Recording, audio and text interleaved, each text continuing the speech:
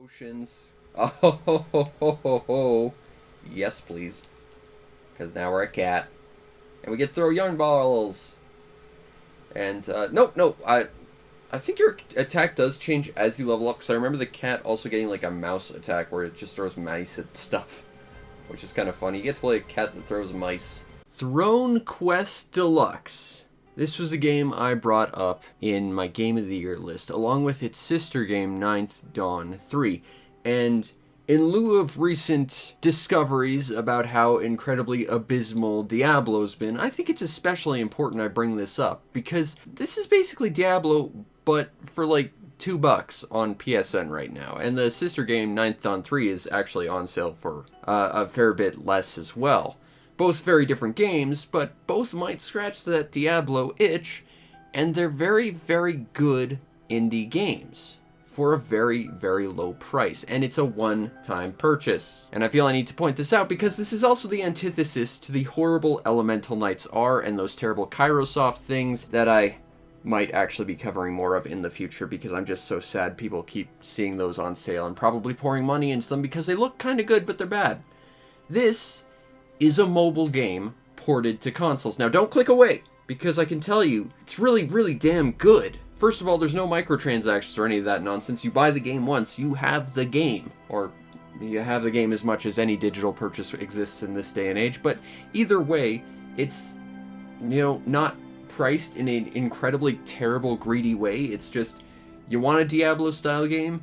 Here's two. They're very cheap. They're very good. Very different, but you only buy them once and you get the full game, and there's no pay-to-win BS. And that's important in the world economy that we exist in today, where people like Blizzard keep doing terrible, terrible things to people's beloved Diablo. This is one that I really cared about, and given the fact that some people might be off-put by where Diablo's at and maybe want an experience that's like that on a budget, it's important that I think I show this off.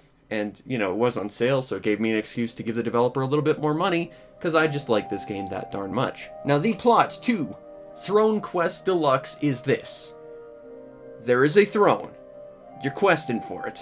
I hope you can keep up with this breakneck speed of a plot. Actually, there's not really any plot whatsoever. There is no dialogue in this game. It is, in a sense, it almost comes across as sort of a Shadow of the Colossus sort of experience, in my opinion. I was playing this recently on stream, and you can go see my 2-hour-long stream of it, but you're running around this environment, and you're pretty much only ever going to get met with hostile opponents. Outside of running into things that want to attack you, you can run into shops, but they don't say anything to you. They don't really offer help or anything. There is, for all intents and purposes, no one that's really there to help you or, be friendly to you.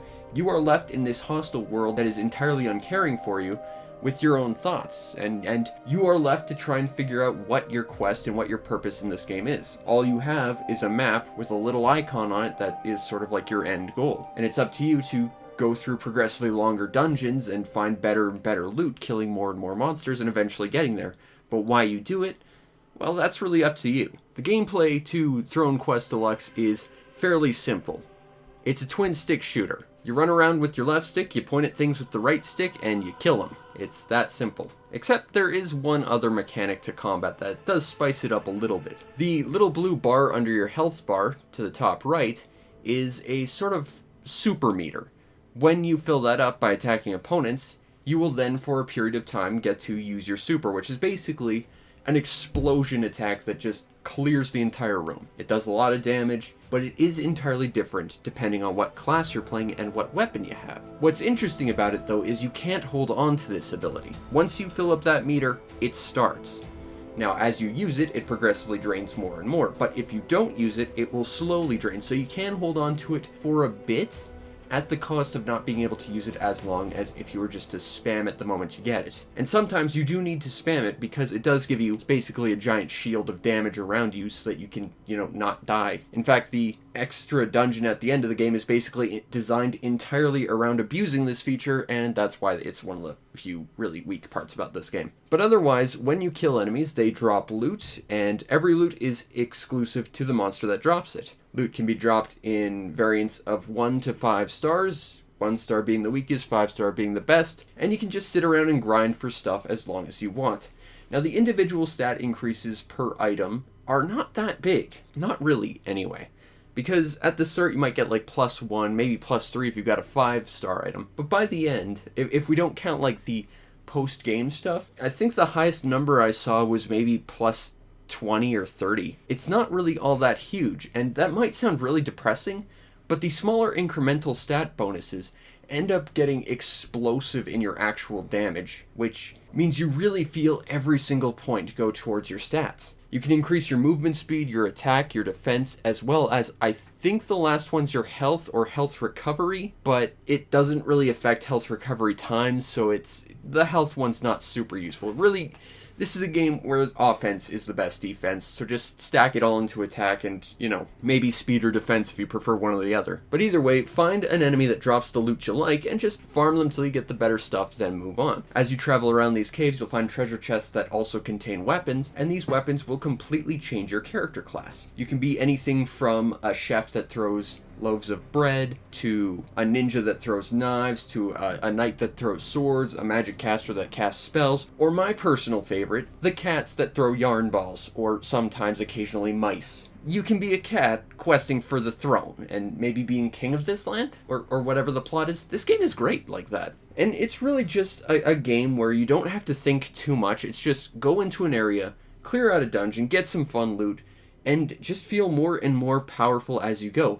I would almost equate this game to sort of like the positive experience of a slot machine with zero of the negatives. You're constantly running through and you're feeling good about yourself by finding new stuff and finding new equipment. Every time you run into a new enemy, you might pause for a minute to try and see what they do, but really you're just there to get excited about the new loot. And loot drops pretty frequently, so it's really exciting. This game is basically a giant pit of reward after reward after reward, and none of it feels shallow. It just feels like it's there to reward you for exploring and progressing through this quest. That's really just there for you to, find some loot and have some fun. Now, mechanically, I've pretty much talked about everything about this game already. It really is just a twin-stick Diablo that's very, very simplified. But it's a very pure experience in that regard. Now, that might not appeal to you. And if that's the case, I would point you to Ninth Dawn 3, the sister game to this, which was very incredibly mechanically complex.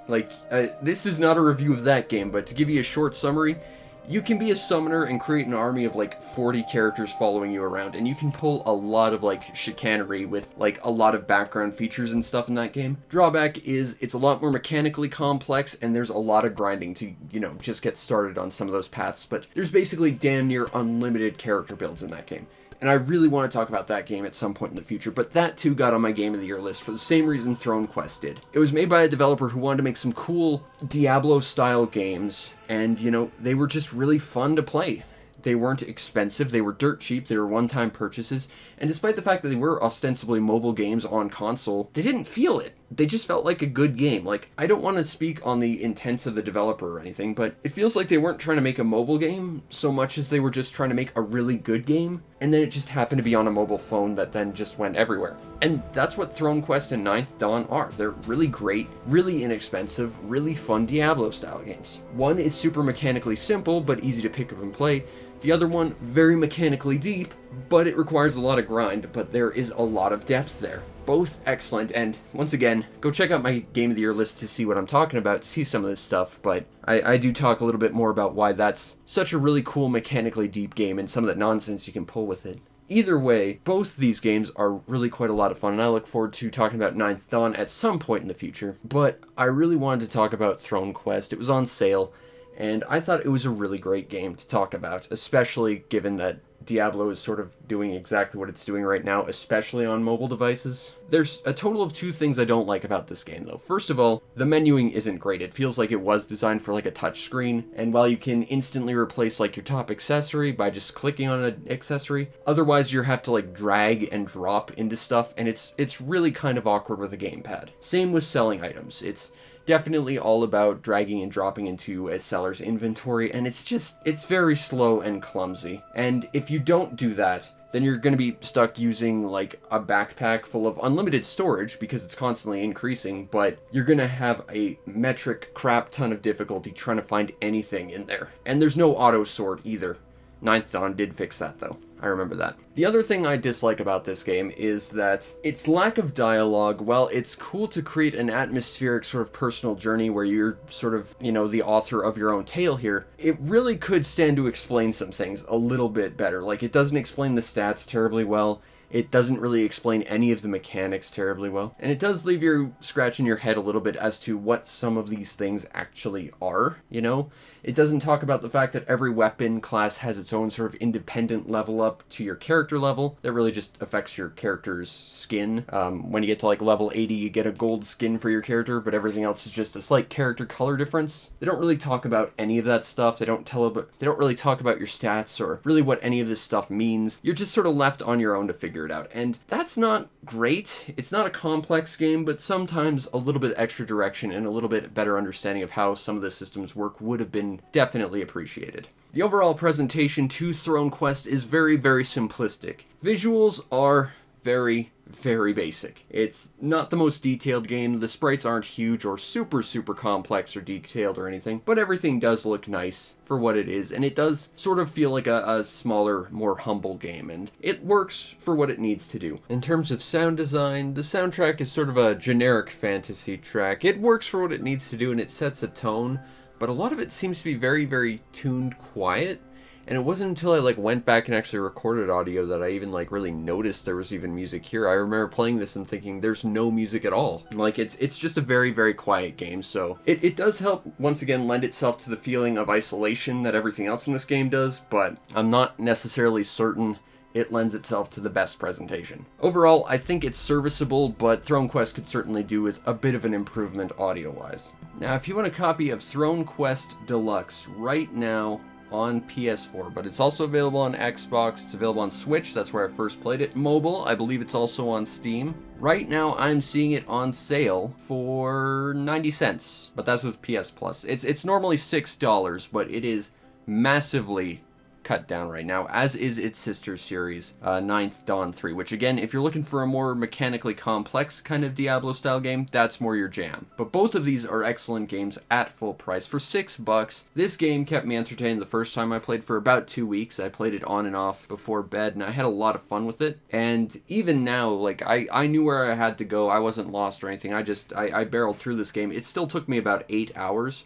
and for $6, that's still a really solid experience. It was $6 of non-stop action and fun and great loot and just having a fun experience and a great exploration where I was constantly feeling better and improving my character. And also I got to play as a cat. Come on, you can play as a cat in this game. This game is amazing. Seriously, given the state that Diablo's kind of in right now with Diablo Immortal, and I have really no confidence in Diablo 4. I would suggest playing this just if you want a Diablo-style game that's actually fun. Also, it is also on your mobile phones, so you can get it there and just replace Diablo Immortal, and, you know, again, no microtransactions, no nonsense like that. One-time purchase, and it's a game about being a game, and it has quite a fair bit of game for its low, low price. You know, I would heavily recommend both Throne Quest Deluxe and Ninth Dawn 3. Someday I'm going to talk about Ninth Dawn 3, but again, if this looks interesting, but you want more mechanically interesting and complex, Ninth Dawn 3, but both are on sale on PSN right now. Grab them both if you like Diablo-style games, because you're getting a lot of gameplay here, and they are both excellent, excellent titles that I think more people absolutely need to know about. And we've got some other people who understand the value of a good axe, because they are pummeling me with them now. Also, angry mushrooms flinging magic at me. Oh god. Oh god.